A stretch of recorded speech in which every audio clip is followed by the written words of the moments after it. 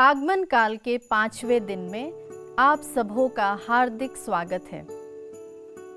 वचन हमें बताता है कि बहुत साल पहले एक ऐसा व्यक्ति था जो कलीसिया और यीशु मसीह का दुश्मन था, क्योंकि उसे नहीं पता था कि यीशु मसीह सच्चा मुक्तिदाता है।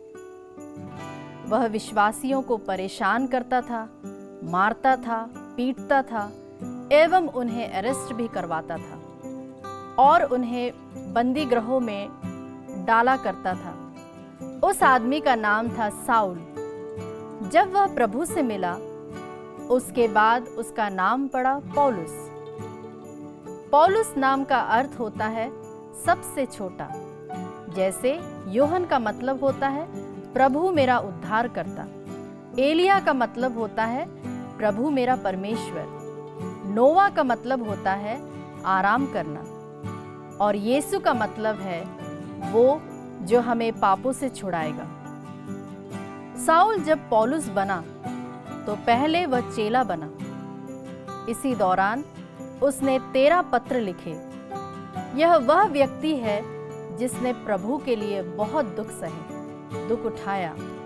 बाइबल हमें बताती है कि जब यह व्यक्ति विश्वास में आया तब उसका उद्धार हुआ, और जब वह व्यक्ति सेविकाई में आया तब उसके अपने ही लोगों ने उसके लिए मुसीबतें खड़ी की। वो लोग जो उसके अपने थे उसकी शिक्षाओं को सुनते थे, मानते थे। जब उन्हें पता चला कि अब पौलुस यीशु के पीछे चलने लगा तो लोगों ने उसे मारा। एक बार जब पौलुस यात्रा कर रहा था तब उसका जहाज टूट गया। वह व्यक्ति 24 घंटे पानी में रहकर तैरकर किनारे पर पहुंचा। जिस पतरस को यीशु ने पानी पर चलने का अनुग्रह दिया, उस परमेश्वर ने पौल को पानी पर चलने का अनुग्रह नहीं दिया। पौलुस कई दिनों तक भूखा प्यासा रहा। ठंड में उसके पास कपड़े नहीं थे। उसने बहुत सारे दुख उठाए और उसकी लाइफ में बहुत कमी घटी थी। कभी कभी वह बीमार हो जाता था, कभी खाने को कुछ नहीं मिलता था। 195 कोड़े भी इस व्यक्ति ने खाए। हम देखते हैं जहां पौलुस एक तरफ प्रभु के लिए इतना दुख सह रहा था, वहीं दूसरी ओर यह व्यक्ति पवित्र आत्मा से भरपूर था। यह वह व्यक्ति है जिसके हाथों से प्रभु ने मुर्दों को जिलाया। यह वह व्यक्ति है जिसके पास बुद्धि और ज्ञान का भंडार था। एक तरफ उसने इतने दुख भी सहे और दूसरी ओर वह प्रभु में बढ़ता भी गया। ये कैसे हो सकता है?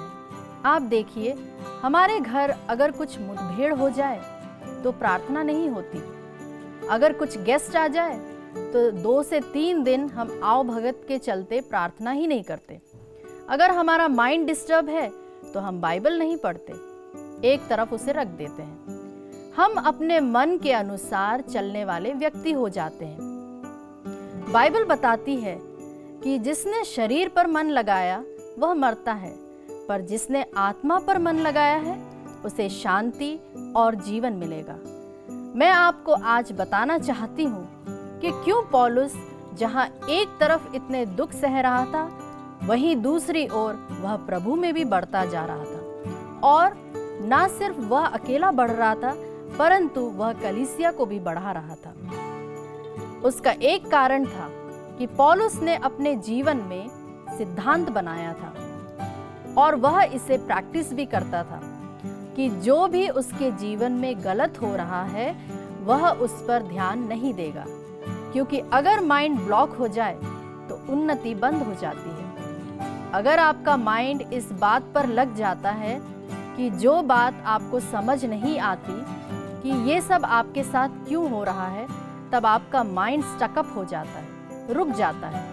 पौलुस कई बार मार खाता था, जेल जाता था, भूखा रह जाता था, कभी कभी बीमार पड़ जाता था, दुनिया भर के प्रॉब्लम्स थे, पर फिर भी वह प्रभु में बढ़ता गया, क्योंकि उसने अपने जीवन का एक लक्ष्य बनाया था कि जो भी हो रहा है और जो भी हो गया है सो हो गया। वह उस पर ध्यान नहीं देगा, पर अपने लक्ष्य की ओर बढ़ता जाएगा। मेरे भाइयों, मेरी बहनों, अगर जीवन में आगे बढ़ना है तो उन चीज़ों को नज़रअंदाज करना है जो आपके साथ गलत हो रही हो। हम उदाहरण ले दाऊद का। जब वह गोलियात को मारने गया तब उससे कहा गया कि तू मत जा, तू बहुत छोटे कद का है, तू ये कर नहीं पाएगा। पर वह उन सब बातों को इग्नोर करता चला गया, यहाँ तक कि गोलियात उसके कद को देखकर उसकी हंसी उड़ाता है और वह सिर्फ 5 पत्थर हाथ में लेकर आया। तब गोलियात ने दाऊद से कहा कि तू क्या मुझे कुत्ता समझता है?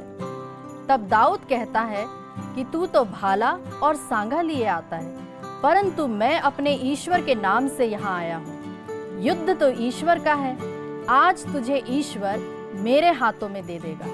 और जैसे ही उसने गोलियात को मारा, वह पत्थर जाकर उसके सिर पर लगा और वह मुंह के बल गिर गया। दाऊद ने ना अपने भाई की सुनी, ना राजा की सुनी, क्योंकि दाऊद ने सिर्फ ईश्वर की ओर अपनी दृष्टि लगाई। प्रभु आज हमें संदेश देते हैं कि हम अपनी परिस्थितियों को नजरअंदाज करें और ईश्वर की ओर दृष्टि लगाएं। अपनी कठिन परिस्थितियों को ईश्वर से बढ़कर ना देखें। आज का वचन हम फिलिपियों के पत्र अध्याय 4 पद संख्या 13 से लेंगे, जो इस प्रकार कहता है, जो मुझे बल प्रदान करता है, मैं उनकी सहायता से सब कुछ कर सकता हूँ। आमीन। आप चाहे तो इस पद को याद करें या बार बार दोहराएं या फिर इस पर विचार करें।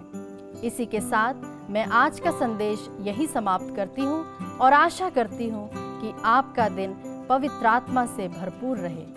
आप सबों को पुनः मेरा जय यीशु।